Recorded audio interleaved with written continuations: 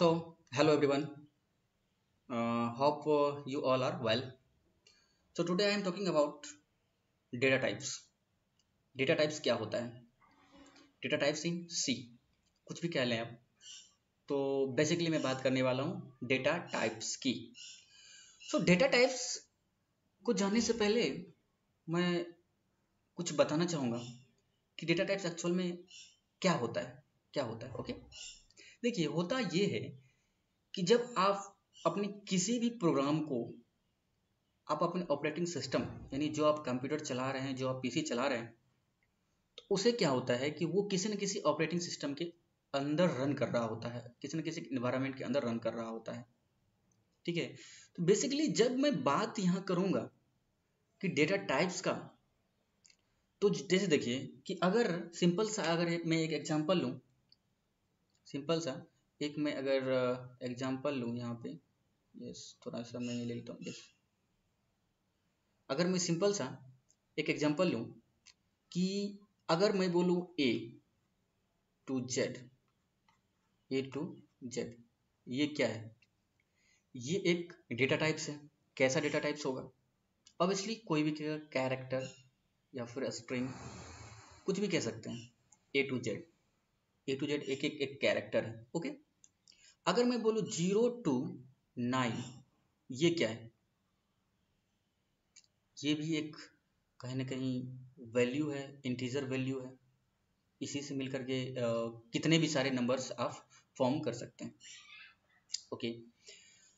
तो अगर मैं इसके अलावा अगर मैं ये बोलूं कि 1/2 या फिर 0.5,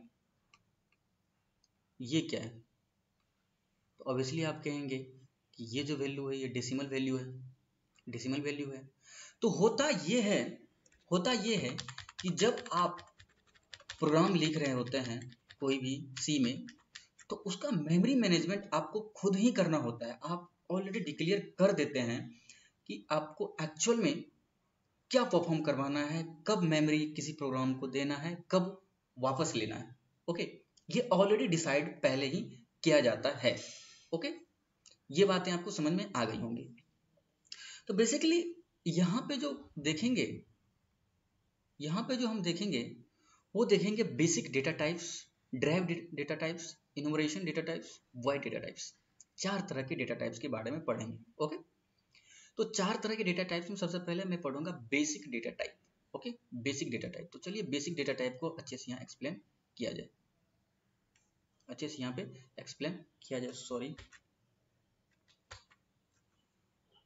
से यहाँ पे एक्सप्लेन करते हैं. यस, ये आ गया हमारे पास. तो अगर हम पहली बेसिक डेटा टाइप की बात करें तो वो क्या था? इंटीजर था. ठीक है. इंटीजर डेटा टाइप्स था. इंटीजर डेटा टाइप्स था. INT, integer. ये INT का मतलब होता है इंटीजर. ओके. तो जब भी डेटा टाइप आप डिक्लेरेशन करेंगे, ठीक है, जब भी डेटा टाइप अब डिक्लेरेशन क्या होता है मैं ये भी बताऊंगा नेक्स्ट वीडियो में. ठीक है. या फिर इस वीडियो में भी बता सकता हूँ. तो डिक्लेरेशन करेंगे तो आपको वहाँ डेटा टाइप डिक्लेयर करना ही होगा. विदाउट डेटा टाइप डिक्लेयर किए आप कोई भी चीज़ मेमोरी में स्टोर ना कर सकते, ना ही फेच कर सकते हैं. ओके. सो तो अब डेटा टाइप आप कैसे इसमें रखेंगे, कैसे डिक्लेयर करेंगे? तो कहने का मतलब ये है कि इंटीजर में सिर्फ आप इंटीजर टाइप का ही डेटा रख सकते हैं. तो अब इंटीजर क्या है? तो ऑब्वियसली कहेंगे 0 to 9 एक इंटीजर ही है. -∞ to +∞ क्या है? ये एक डेटा टाइप ही है. ठीक है. अगर मैं कह दूं 4, तो 4 क्या एक इंटीजर है? यस, इंटीजर है. +4, ये क्या है? इंटीजर है. यस, ये भी एक इंटीजर है. ठीक है.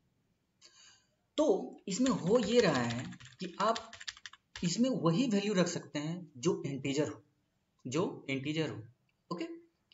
तो अब बात आती है कि मैक्सिमम आप इंटीजर में कितने वैल्यू रख सकते हैं. ओके. तो ये डिपेंड करता है आर्किटेक्चर पे कि कितने बिट का आर्किटेक्चर आपका है, आपका कंप्यूटर है. आप पता कर सकते हैं. अगर आपका 32 बिट आर्किटेक्चर है तो 2 बाइट लेगा.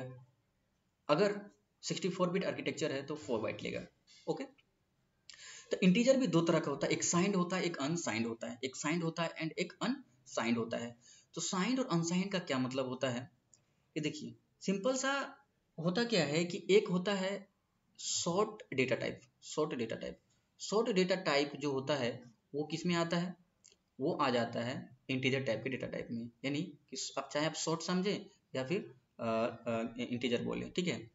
तो ये क्या आ जाता है उसमें, शॉर्ट का मतलब है कि इसमें कुछ लिमिटेशन है कि आप जब इसमें इंटीजर वैल्यू कोई रखेंगे तो मान सपोज कीजिए कि आपने इसमें रखा 0543235, कहीं ना कहीं तो इसका लिमिटेशन होगा। मान लीजिए अगर कभी किसी यूजर ने इतना ज़्यादा इनपुट कर दिया कि कोई इसका लिमिटेशन ही नहीं है, अगर इसमें कुछ लिमिटेशन ना हो तो ऐसे में तो फिर तो सारा जो है कानून नियम जो है सब कुछ ना कुछ में सब में प्रॉब्लम आने लगेंगी। ओके, इसका कुछ ना कुछ तरीका है। तरीका क्या है वो चीज़ को एक एक करके समझते हैं।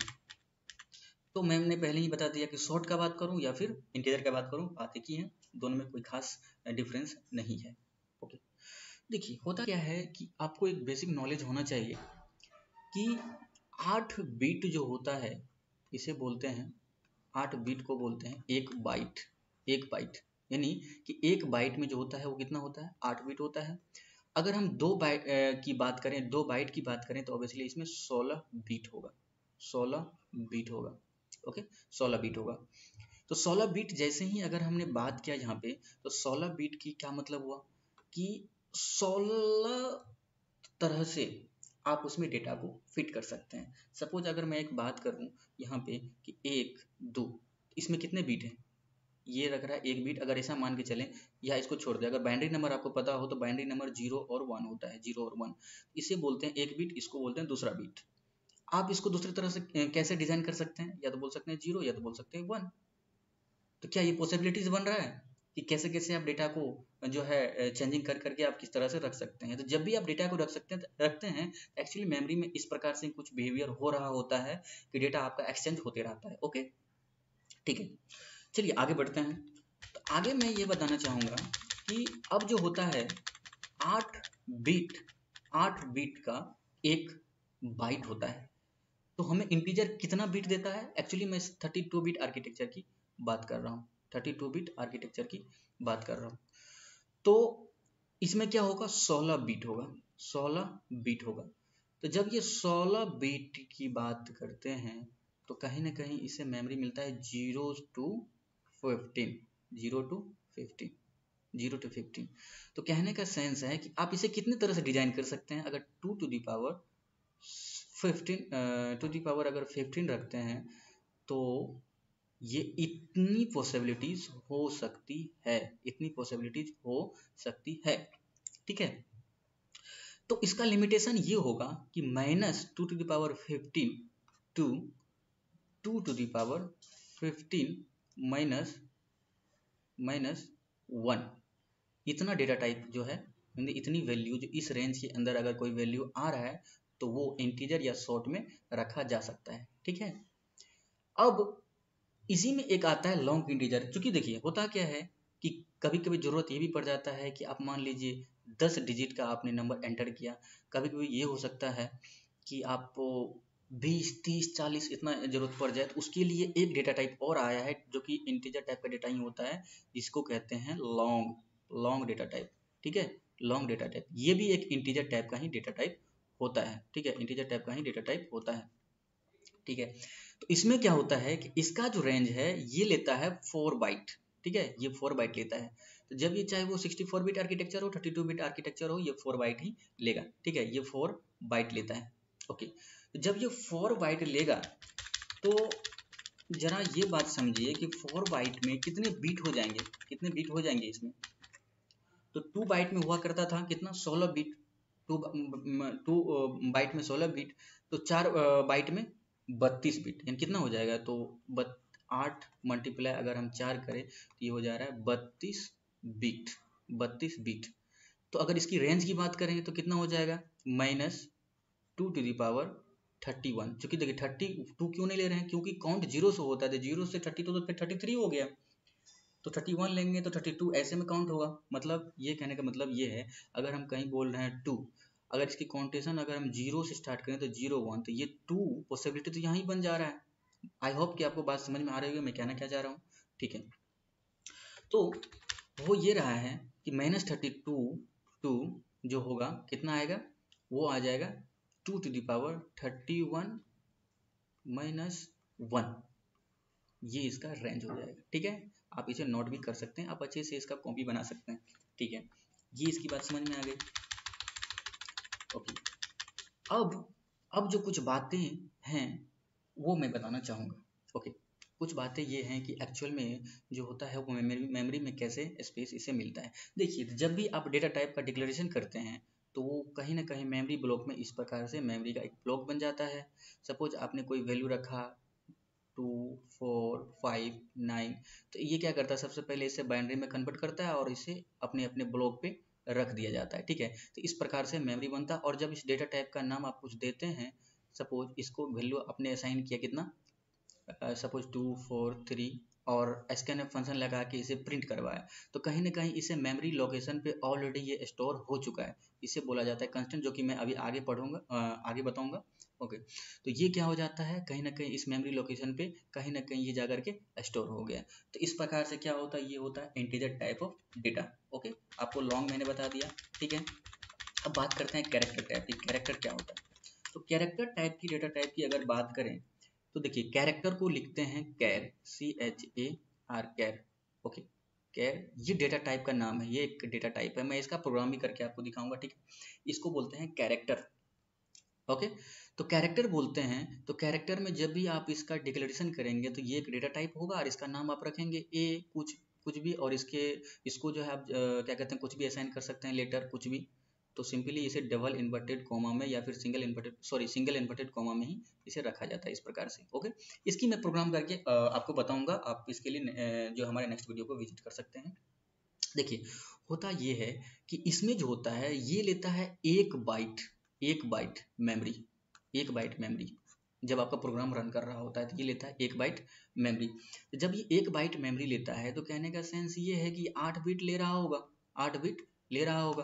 तो जब ये 8 बिट ले रहा होगा तो 8 बिट का क्या मतलब हुआ, तो 8 बिट का मतलब सिंपली हुआ 2 to the power 7, 2 to the power 7 minus 2 to the power 7 to कितना, 2 to the power 7 - 1, इसका रेंज हो जाएगा। मतलब इतना रेंज तक जो है, सपोज देखिए अब इसका मतलब क्या हुआ, इसका मतलब सिंपल सा हुआ, जैसे सपोज ABCD कुछ भी आप रख रहे हैं, कुछ भी कितनी भी बड़ा सेंटेंस कुछ भी रख रहे हैं तो वो उसे रखने में सक्षम होगा अगर उस रेंज के अंदर आ रहा है तो, ठीक है। तो ये तो हो गया कैरेक्टर, ठीक है। तो कैरेक्टर में देखिए साइंड अनसाइंड ऐसा कुछ इसमें कंसेप्ट नहीं है, ओके। तो सॉरी, कैरेक्टर में भी साइन एंड अनसाइन का कंसेप्ट है, सॉरी मैं मिस्टेक कर गया। कैरेक्टर में भी साइन एंड अनसाइन का कंसेप्ट है, तो साइन एंड अनसाइन में मैं बाद में बताऊंगा। उसके बाद मैं बताना चाहूँगा फ्लोट। देखिए, फ्लोट क्या होता है, फ्लोट का मतलब है कि जब भी आप ये डेसिमल वाले वैल्यू रखते हैं ना, तो ये फ्लोट टाइप के डेटा टाइप में जाकर के स्टोर होता है। तो आपको डिक्लेयर करना होगा कि किस टाइप का डेटा टाइप है ड्यूरिंग प्रोग्राम, ठीक है। तो प्रोग्राम के दौरान आपको ये डिक्लेयर करना होता है। तो ये देखिए, ये भी 4 बाइट मेमोरी लेता है। तो जब ये 4 बाइट मेमोरी लेता है तो आप सीधा दिमाग लगा सकते हैं, 4 बाइट का मतलब होता है 32 बिट, ठीक है। 32 बिट कैसे निकाला, तो 4 × 8, 8 क्या है, बीट है, एक 8 बिट है, 1 बाइट में 8 बिट होता है, तो 4 बाइट में 4 × 8 32। तो अब इसकी अगर हम रेंज जानने की प्रयास करें तो रेंज कितना हो जाएगा, -2 to the power 31 to 2 to the power 31 to 2 to the power कितना हो जाएगा 31 - 1, ठीक है। तो ये इसका रेंज हो जाएगा, ठीक है। तो इस प्रकार से जो होता है कुछ डेटा टाइप का डिक्लेरेशन, सॉरी रेंज और सब कुछ जितने भी होते हैं वो कैलकुलेट किया जाता है, ओके। तो कहीं ना कहीं आपको ये बातें हमारी समझ में आ गई होंगी, ओके। तो इसमें भी लॉन्ग डबल होता है। देखिए, अब मैं ये आपको बता देना चाहता हूँ कि फ्लोट जो होता है वो 4 बाइट लेता है, सिंपल सा। अगर वो डबल आगे कुछ और डेटा टाइप होता है जिसे डबल बोलते हैं, डबल जो होता है 8 बाइट लेता है। ये बात आप नोट कर लें, डबल जो होता है वो 8 बाइट लेता है, और लॉन्ग डबल जो होता है लॉन्ग डबल भी होता है। क्योंकि देखिए, डेटा जब आप रखते हैं तो कई बड़े बड़े टाइप के नंबर को आप रखना होता है। तो 10 बाइट लेता, तो 10 बाइट में कितना हो जाएगा, तो 10/80, 80 बिट, 80 बिट आप लिख करके देखिएगा उसका कितना बड़ा रिप्रेजेंटेशन होता है। तो कहीं ना कहीं काफ़ी लार्ज नंबर हो जाएगा। एक वीडियो मैं इस पर और बनाऊंगा और जिसमें मैं अच्छे से आपको बेसिक्स के बारे में बताऊंगा कि क्या होता है, कैसे इसका डिक्लेरेशन होता है। तो आपको कहें, अगर आपको ये जो है वीडियो अच्छा लगा हो तो आप इसे सब्सक्राइब जरूर कीजिएगा और अपने दोस्तों के साथ शेयर कीजिए। Thank you so much for watching this video.